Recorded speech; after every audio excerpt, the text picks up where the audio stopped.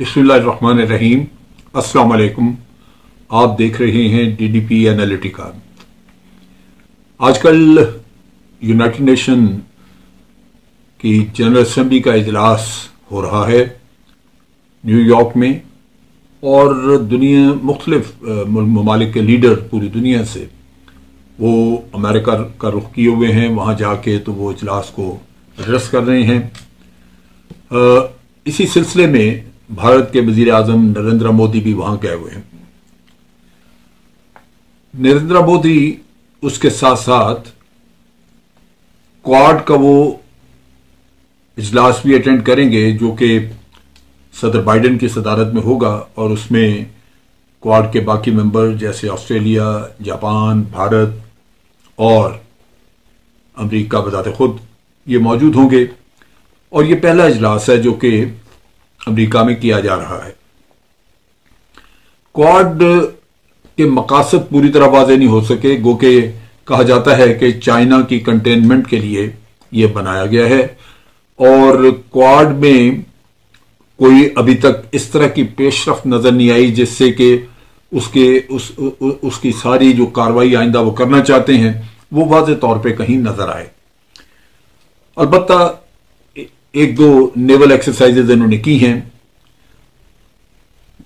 सदर ट्रंप के दौर में सिंगापुर में एक मीटिंग हुई थी, एक इजलास हुआ था जिसमें भारत ने इंतहाई सर्दमहरी का इजहार किया। लगता था कि डबल माइंडेड है, भारत पांव अंदर रखना भी चाहता है इस अलायंस में, और फिर वो पूरी तरह मुतहर्रिक भी नहीं है, उसको पूरी तरह यकीन भी नहीं है कि उसे ये करना चाहिए या नहीं करना चाहिए।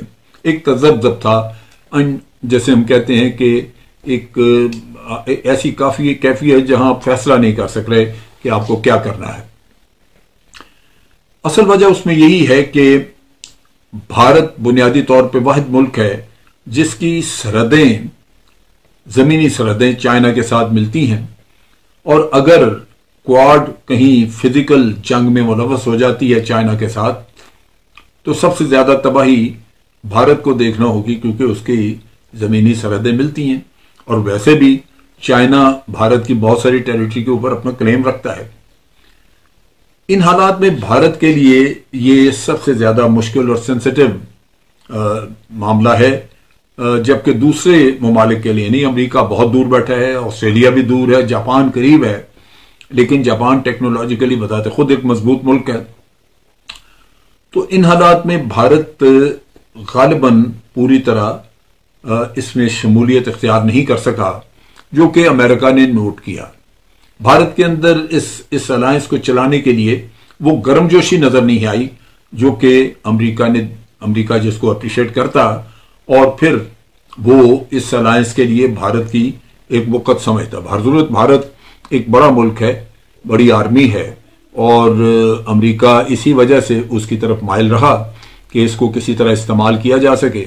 उन्होंने भारत को एक अपना पार्टनर बना के, अलाई बना के, तो उन्होंने असला वगैरह भी बड़ा हाई टेक टेक्नोलॉजी वगैरह जो है वो भी दी इनको, असला बेचा इनके पास, हेलीकॉप्टर्स दिए, ड्रोन्स दिए इनको, और फिर इसी तरह इनको न्यूक्लियर सबमरीन की टेक्नोलॉजी का भी कहा था, लेकिन पता नहीं कि वो आगे बात चली या नहीं। लेकिन लाजमन भारत यह सोचता होगा कि इस अलायंस में बाकी तो सारे दूर दूर हैं, अगर कोई तबाही का सामना करना पड़ा तो भारत को होगा। इस चीज की वजह से मुझे लगता है कि अमेरिका ने भी सेंस किया कि भारत एक दोगला रुख इख्तियार कर रहा है, पूरी तरह उसकी गेम में शामिल नहीं है। उसके साथ साथ अगर आप देखें तो भारत ने S-400 खरीदा रशिया से, और अमेरिका उस मामले को कभी भी अप्रूव नहीं करता, क्योंकि उन्होंने भारत को दो टोक अल्फाज में नहीं कहा कि आप ना लें, लेकिन ये चीजें इंडिकेट करती हैं कि ये मुल्क दोनों कश्तियों में पांव रख के खड़ा है। रशिया के साथ, चाइना के साथ एक आपका ताल्लुक मौजूद है SCO के जरिए भी। आप SCO की भी मेंबरशिप लेके बैठे हुए हैं, उसमें भी आप जाते हैं, और इधर आप अमेरिका की अलायंस में भी आप मौजूद हैं। लिहाजा ये वो हकीकतें हैं जो कि स्ट्रेटेजिक लेवल पे जब एनालाइज की जाती हैं تو نظر آ جاتا, آپ کو اندازہ ہو جاتا ہے کہ اس ملک کے اندر, اس کے پتے میں پانی نہیں ہے, یہ ہمیں ٹرخا رہا ہے, یہ ملک جو ہے ہمیں چکر دے رہا ہے, جبکہ یہ صحیح معنوں میں اپنے ذہن میں انہوں نے یہ فیصلہ نہیں کیا ہوا کہ یہ چائنا کے سامنے کھڑے ہوں گے. دوسری بات یہ ہے کہ جو پرفارمنس ابھی ہوئی, چائنا کے ساتھ ایک کلیش ہوا, اس میں جو بھارت کی پرفارمنس تھی وہ انتہائی ڈسکریجنگ تھی. Naturally American point of view سے اگر دیکھا جائے تو وہ نظر آتا ہے کہ جب چائنا کے سامنے بھارت کھڑا ہوتا ہے تو اس کے اندر ول ٹو فائٹ نہیں ہے, اس کے اندر جنگ لڑنے کی خواہش نہیں ہے. غالباً خوف ہے یا یہ ہے کہ محسوس کرتے ہیں کہ اس میں زیادہ نقصان ہو سکتا ہے. اس کے سب سے بڑی مثال یہ ہے کہ جو بھارت کا 1000, بھارت کا تو نہیں کہنا چاہیے, ایک متنازع علاقہ جو کہ بھارت نے ناجائز قبضے میں رکھا ہوا تھا, وہ چائنا نے لے لیا. 1000 سے زیادہ کچھ ہے مربع کلومیٹر, تو بھارت اس کو پی گیا. اس کے اوپر بات نہیں کی جاتی, اس چیز کو بالکل گول کر گئے, اور بہت ساری جگہوں پہ جہاں چائنا آگے آیا ہوا تھا اس کو پیچھے ہٹانے کی بجائے بھارت اس سے یہی بھیک مانگتا رہا کہ جی یہیں ہمیں کسی طرح ڈس انگیج کر جانا چاہیے. 12 کے قریب ان کی ہائی لیول میٹنگز ہوئی چائنا کے ساتھ, اور کہیں بھی یہ اسرٹ نہیں کر سکے. پھر جو معاہدہ جے شنکر صاحب نے جا کے ماسکو میں اس پہ کیا, وہ تو ٹوٹل سرنڈر تھا. اس میں تو لگتا تھا کہ وہ ہر بات مان کے آ گئے چائنا کی, اور وہ 1959 والی باؤنڈری بھی اور سب کچھ وہ انہوں نے تسلیم کر لیا.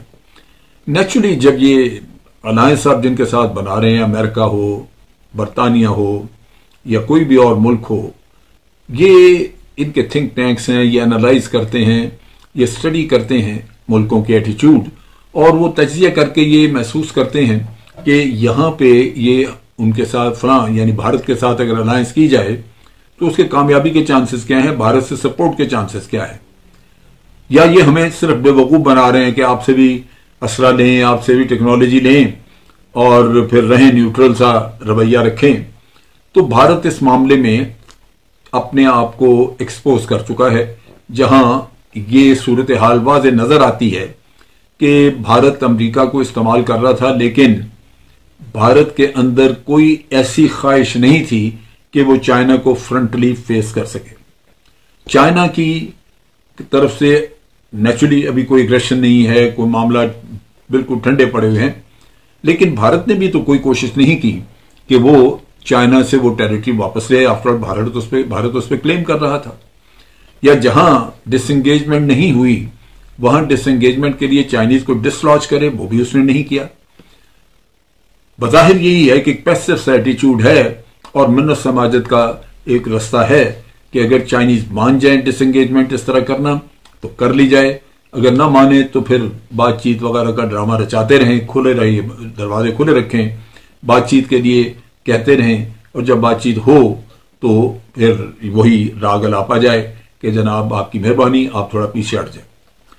سو یہ وہ چیز ہے جو کہ میرا اندازہ ہے کہ امریکہ نے بخوبی اس کو اسٹڈی کر لیا ہے ان 1-2 سالوں میں, اور اس کے معاملے میں انہوں نے ٹھیک ہے کہ الائنس رکھی ضرور ہوئی ہے کوارڈ کی شکل میں, جو کہ غالباً اس کی وقت وہ نہیں ہے, کیونکہ ایک اور الائنس انہوں نے بنائی ہے جس میں آسٹریلیا, یونائٹڈ اسٹیٹس اور برٹن شامل ہے.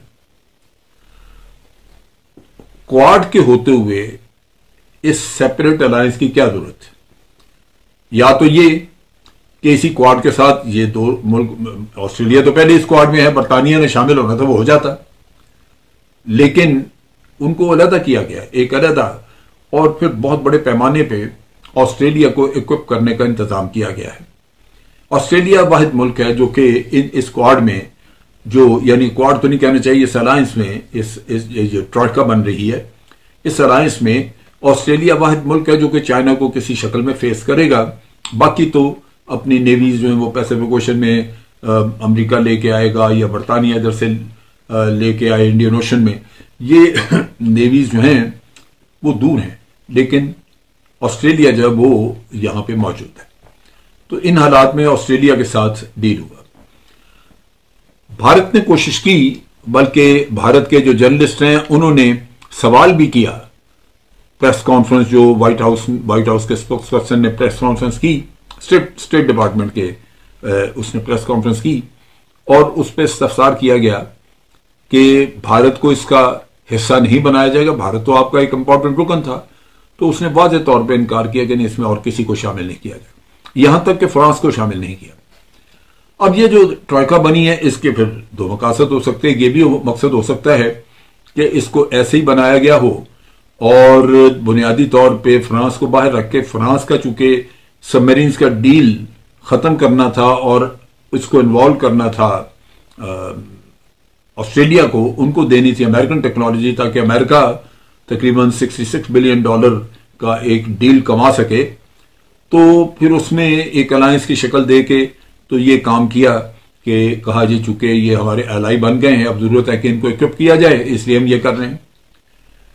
लेकिन उससे बढ़ के मैं ये समझता हूं कि हकीकतन फ्रांस और इंडिया को बाहर रखना वो उस स्टडी, उस एनालिसिस की बुनियाद पे है जिसमें नजर आता है कि फ्रांस इस मौजूदा सदर की मौजूदगी में हमेशा थोड़ा पीछे हटता रहा है, अनश्योर किस्म के, उसके श्योर फुटेड नहीं है, लगता है कि वो शायद वेवर कर रहे हैं। तो भारत ने तो अपनी परफॉर्मेंस दिखाई दी थी जिससे नजर आता था कि उनके अंदर कोई ऐसी विल पावर नहीं है जो इंडिकेट कर सके कि वो चाइना को हेड ऑन टेक ऑन करेंगे। लिहाजा ये उन्होंने एक अलायंस, एक ट्राइका टाइप अलायंस उन्होंने 3 मुल्कों की बनाई है, जो कि मिलिटरीली जिसको स्ट्रॉन्ग किया जाएगा और चाइना को मिलिटरीली काउंटर करने के लिए इंडियन एंड पैसिफिक ओशन में उनको एंगेज करने का इंतजाम किया जाएगा। रहा मसला बाकी जो क्वाड है, ये मेरा ख्याल है एक ऑन द पेपर चीज रहेगी जो कि एक पॉलिटिकल प्रेशर का रास्ता देती रहेगी, इसके अलावा कुछ नहीं। भारत की जो क्रेडिबिलिटी है वो डेफिनेटली डाउटफुल है इस चीज की वजह से कि अभी अभी आप एससीओ की मीटिंग भी अटेंड करके आए हैं, आपने चाइना और रशिया के साथ भी वो ताल्लुक रखा हुआ है और दूसरी तरफ आप अमेरिका को भी बेवकूफ बना रहे हैं। तो इन हालात में अमेरिका गालिबन ये ट्रस्ट नहीं करेगा कि जो वो आइंदा एक फ्यूचरिस्टिक अपने लिए डेवलप करना चाहता है अलायंस, उसमें ऐसे मुल्क को शामिल किया जाए जो बुनियादी तौर पे एक दोगला है और बेवकूफ बनाता है कौमों को और कहता है कि ये नॉन अलायंस है। नॉन अलाइड कंट्रीज का ये रवैया नहीं होता कि हर किसी के साथ अलाइड बनने के बाद कहें हम नॉन अलाइड हैं। लिहाजा इसको अगर आप एनालाइज करें तो लगता यही है कि भारत को वो अबंडन करके अपनी प्रॉपर मिलिट्री अलायंस उन्होंने तरतीब देना शुरू कर दी है। आज के लिए इतना ही। अफवाज पाकिस्तान जिंदाबाद, पाकिस्तान पाइंदाबाद।